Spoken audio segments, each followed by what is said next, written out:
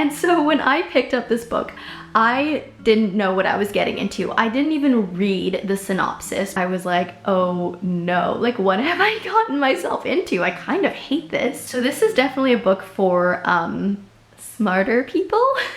And to be honest, most of it just went through my eyes and just out my ears. Like, it just disappeared, okay? Big, strong, surly farmer boy as they do whatever characters in romance books do. And so she goes to the Prince of Hearts named Jax.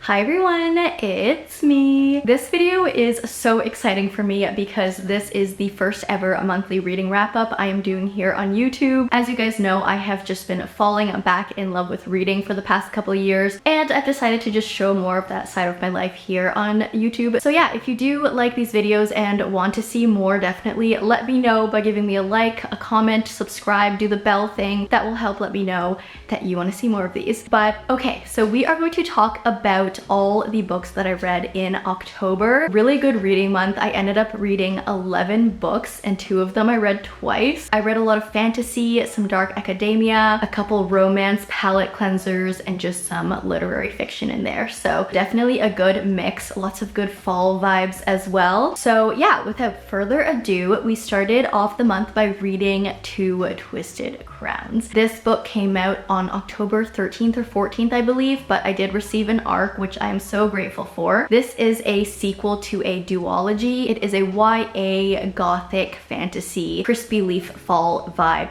book. So just absolutely perfect for the season. The first book in the series is called One Dark Window, which I read last month. And in this series, we start off following a girl named Elspeth, who lives in a world where magic is very interesting. In this world, if magic manifests in a person, that person gets punished for it. It's seen as kind of an illness and something to be taken care of quick. But there is another magic system in this world where magic is manifested into these cards. So way back in time, there was an old king who crafted these 12 magic providence cards, and these cards ended up being distributed to kind of the higher, more noble royal families to, yeah, be used by kind of the upper class. The world that we're living in is called Blunder, and it has been overcome by this mysterious mist, which will give you illness and which will give you magic if you walk into it. So you really want to avoid this mist.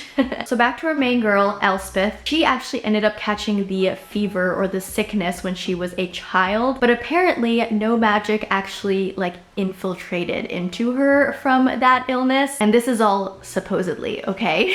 But the fact that she did catch the fever in the first place when she was a child, technically she should have been taken in and unalive, but her and her family have done a really good job at keeping her illness hidden. And yeah, she's basically just trying to stay on the down low. But as always with our main characters, she is unable to stay on the down low because she meets the king's nephew, Raven, and he is actually also like the captain of the, I forget what they're called exactly, but like the main royal guard. And they're basically supposed to be enemies because he's the type of person that she has been running away from her entire life. From there, we uncover a lot of secrets. We get put on this amazing journey that spans across the 2 books. I really loved this series in general. The first book, One Dark Window, I absolutely loved, and then Two Twisted Crowns was just like perfect. Like it was so much better. As I said, perfect fall vibes. A really unique and interesting magic system. I've never read a book with a magic system like this. And yeah, I just thought all the characters were really interesting to read about. They all had some good depth in them. And the series is only a duology. So I know a lot of people kind of shy away from fantasy because a lot of fantasy just consists of like really long series where you have to commit to a lot of books. But this one's a duology. It's only 2 books and it's perfect. So yeah, that's Two Twisted Crowns. Next up, I decided to read a romance palette cleanser. So I read After I Do by Taylor Jenkins Reid. This is an adult romance novel, and we follow our main girl, Lauren, who is in a marriage with Ryan, who is someone who she's been seeing since like forever, it seems. They met while they were in school. They stayed together for so many years. Eventually they got married, but their marriage is not in a good place when we pick up this book. So they decide to do do something very unconventional in a marriage and decide to split up for an entire year. And by split up, they mean zero contact, the freedom to do whatever they want with whomever they want. So freedom to date around, get into any other relationships. And then at the end of the year, they plan on getting together again and just deciding from there if it's worth it to keep trying or to split up and divorce for real. I love Taylor Jenkins Reid. I have read quite a few of her books now. I've definitely read all of her newer ones, and I'm kind of slowly picking off at her older books. And this one is, I believe, one of her older books. Yeah, it's from 2014. And so when I picked up this book,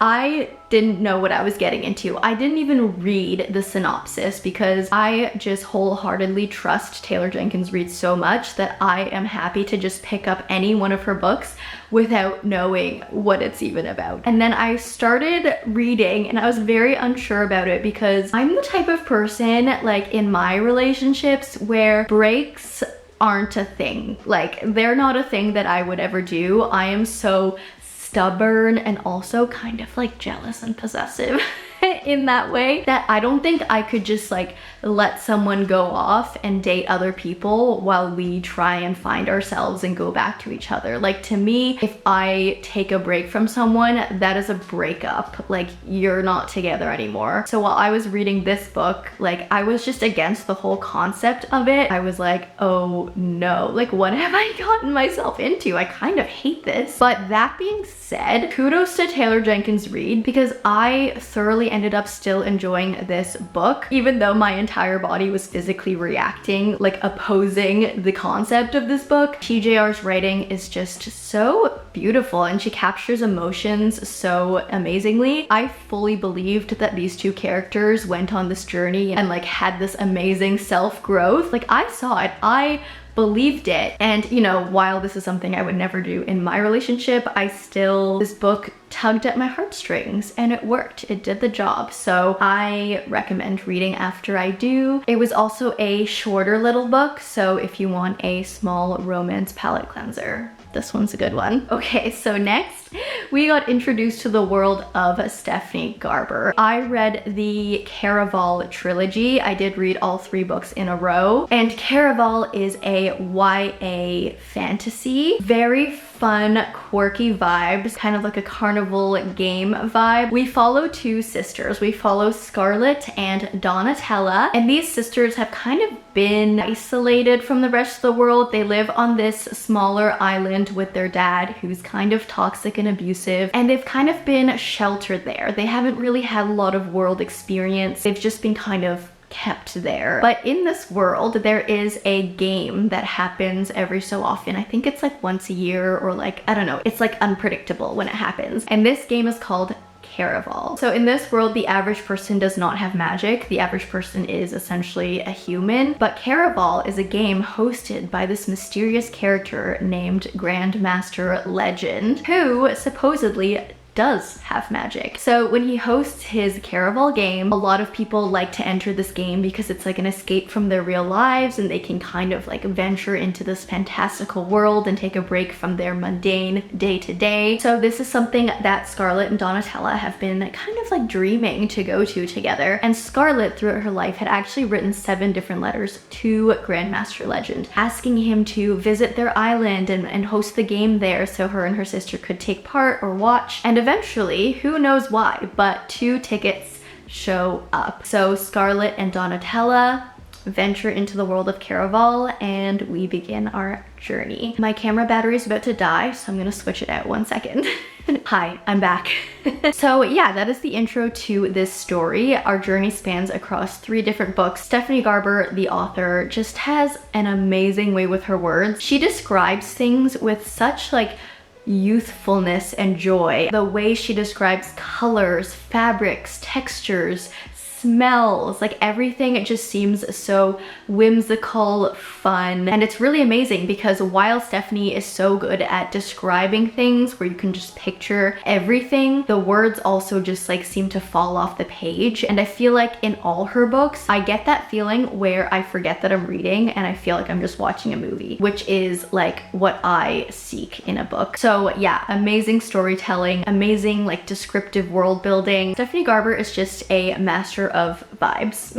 I will say in this series, Caraval was my favorite, which is the first book. Legendary was my second favorite, and then Finale, which was the final book, was actually my least favorite. But that being said, I still like absolutely enjoyed all three of these books and the series overall. So highly recommend Caraval as well. Okay, next up is Babel by R.F. Kuang. So this is definitely a book for smarter people.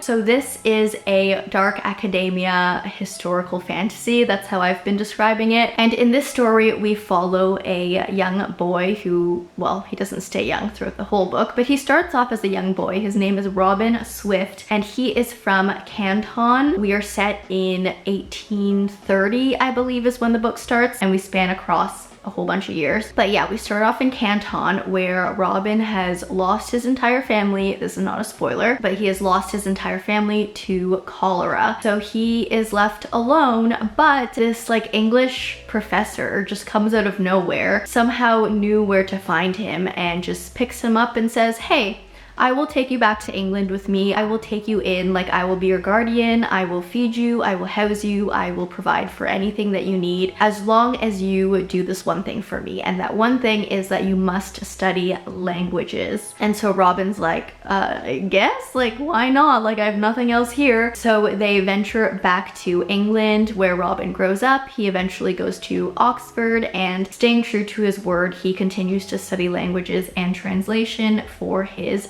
guardian professor. We get the dark academia from the Oxford setting. We get the historical fiction through the fact that this is set in the 1800s, but the way fantasy and magic is thrown in is through silver. So everything in this world is real world, and the only magic in here is that silver seems to be a material that you can embed magic into, and the way you put magic into silver is through, guess what?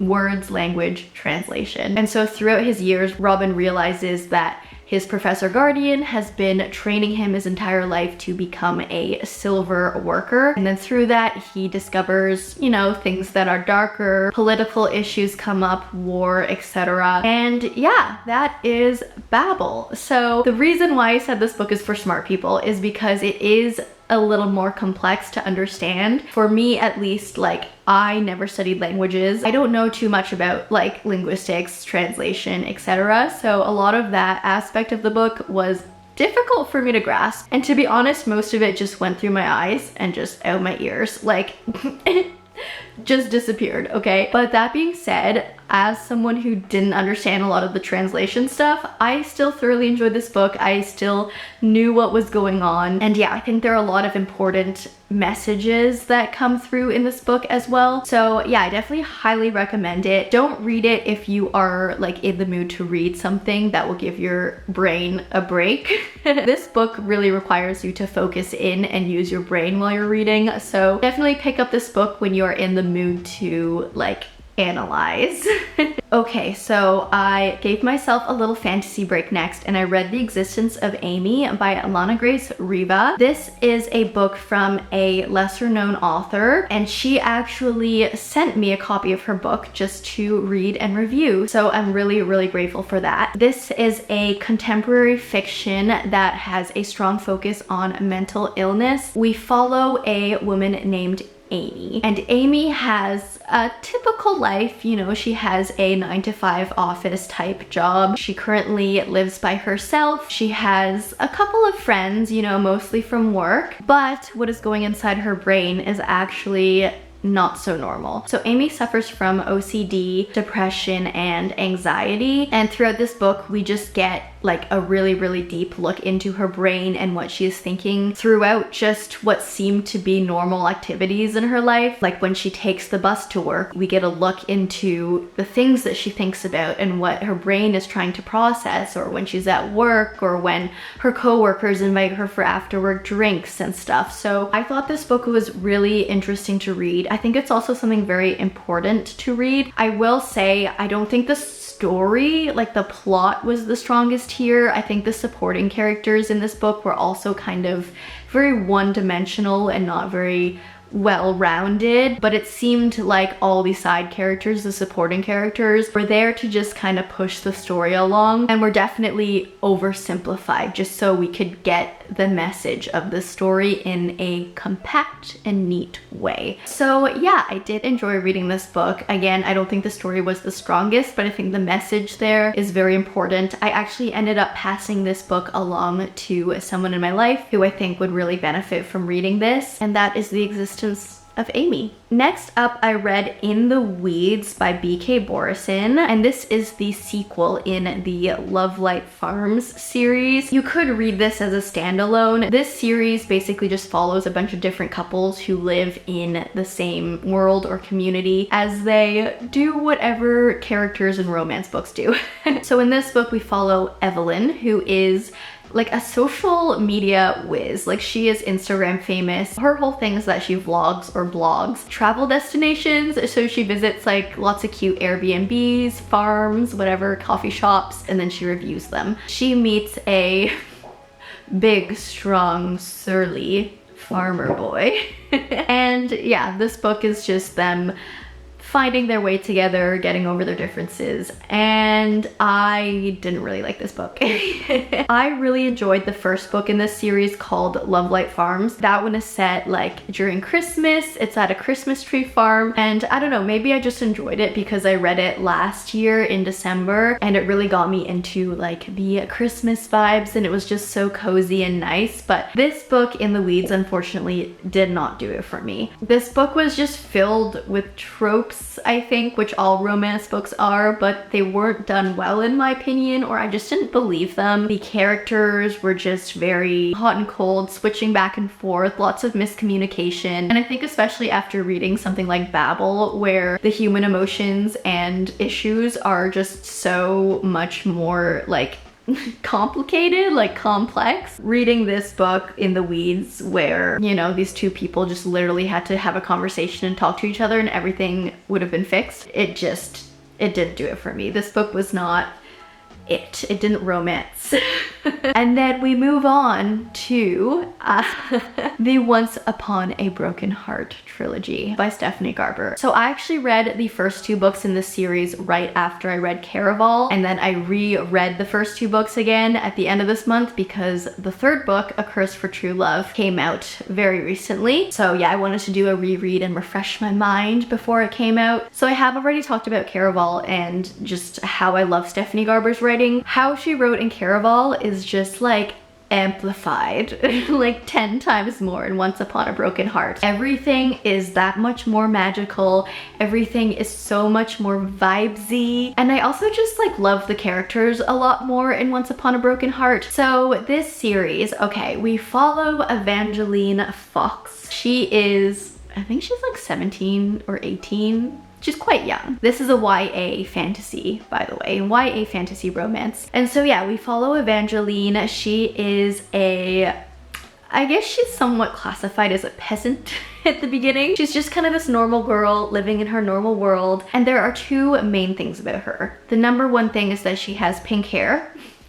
Love that for her. It's described as rose gold actually, so even better. And then the second thing is that her literal biggest goal in life is just to find her happily ever after. She wants to find her like fairy tale love of her life. She just wants that like magical, beautiful princess life for herself. So yeah, that's Evangeline, go her. But we start off the story with her in kind of a pickle. She has fallen in love with someone who she truly believed loved her back. She thought this was the love of her absolute life until she finds out that he has actually gotten engaged to her stepsister, who Evangeline has never really gotten along with. And so she's like, what the heck? I don't understand this. Luke, that's the guy, she's like, Luke must have been bewitched. Like, there's no way. He for sure totally loved me. And so she goes to the Prince of Hearts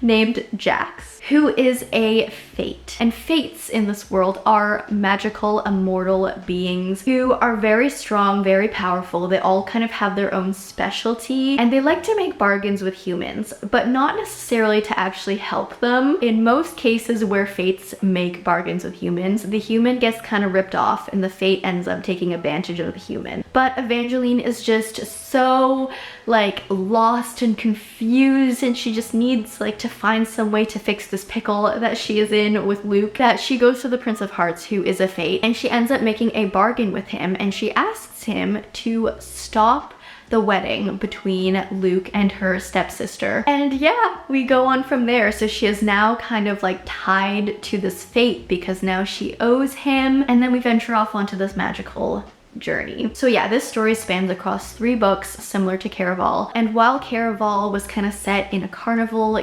game type of environment, Once Upon a Broken Heart is a literal fairy tale. And everything in this book, in this world, was just described so wonderfully. Like, I need this series to be made into some sort of an animated movie because I need to see this brought to life. I did enjoy this series more than Caraval, and a lot of people ask if they need to read Caraval before this one because they are set in the same world, and to that I will say you probably don't need to read Caraval to read Once Upon a Broken Heart, but I think it would enhance your experience because yeah, we are set in the same world, so you get an introduction to it in Caraval. You also get introduced to some side characters and also one very prominent character who ends up being quite a main character in the Once Upon a Broken Heart series. You meet him initially in Caraval, so if you want more of the backstory to help understand that character more, it is nice reading Caraval first. Also, if you read Once Upon a Broken Heart first, Caraval will be spoiled for you. So if you do plan on reading both series, I would recommend starting with Caraval, even though I loved Once Upon a Broken Heart even more. So yeah, I'm not going to talk too much about this series because I did make like a full dedicated video pretty much on my experience reading this trilogy, and that is on my channel. It is like the Curse for True Love video. I will say that I did enjoy all 3 books. A lot of people didn't enjoy Curse for True Love, or they're kind of like talking poop about it. And I don't know, I talked more about it in that dedicated video to that series. I think the way that that book and story ended made sense to me. I do agree that a lot of things were left open-ended, which only makes me wonder if Stephanie is not done writing about this world. Like, maybe things were left open-ended because she's gonna write some more spin-offs, which would be amazing because it would be nice to revisit this magical world again. Okay, I loved the second book in this series the best, so that is The Ballad of Never After. Second favorite was probably Once Upon a Broken Heart, and then third favorite was A Curse for True Love. So yeah, the third book and the finale of this trilogy was my least favorite out of the 3, but that being said, I still gave it a 5-star. Okay, those are all the books I read. I am currently reading The Unmaking of June Farrow by Adrienne Young. This is, what is it even classified as? Hold on, I'm gonna check on Goodreads. This is an adult fantasy mystery. And so in this book we follow June Farrow. She lives in the small town of Jasper, and her family's kind of mysterious. They've never really gotten along with the church. They're like the only family in this little town that doesn't go to church, and there's just something a little off about the females in her family where they all seem to kind of end up going a little nuts in the head by the end of their lives. June has no idea why. They just think that they're all cursed with this sickness that befalls them later in life. She also is constantly wondering about her own mother, who ended up going missing, so she's sort of kind of losing her mind a little bit. And yeah, one day it seems like she just walked off, vanished, disappeared, no one found her, and so June lives with her grandmother, who doesn't talk to her much about it. And so throughout the story, I don't know how much I can say without spoiling things. I'm like 2/3 of the way done this book, but you know,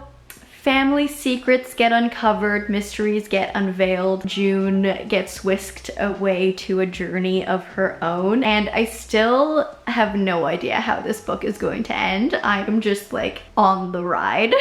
But that is what I'm currently reading, and so I will finish that book today or tomorrow. The Unmaking of June Farrow. I am really, really enjoying it so far. It's very mysterious. It never really I don't think this book ever actually mentions fall or autumn, but I'm getting fall autumn vibes from it. We are set on a farm. There's lots of mention of crops and leaves and stuff, and I don't know, for some reason, I know like crops grow in the spring and the summer, etc., but I'm just getting fall vibes from it. It's like cozy mystery fantasy fall vibes. But yeah, that brings me to the end of this monthly reading wrap up. This was a really good month of reading. I enjoyed almost every book I read this month, and I read a lot. So yeah, go October. I'm gonna leave you guys here. So yeah, again, I hope you liked this video. If you did, please, please, please definitely leave me a like and a comment if you like this type of sit down chatting video about books. If you don't know what to comment down below, just let me know what book you're currently reading. If you like me, subscribe, do that bell thing, and I will see you in the next one. Bye!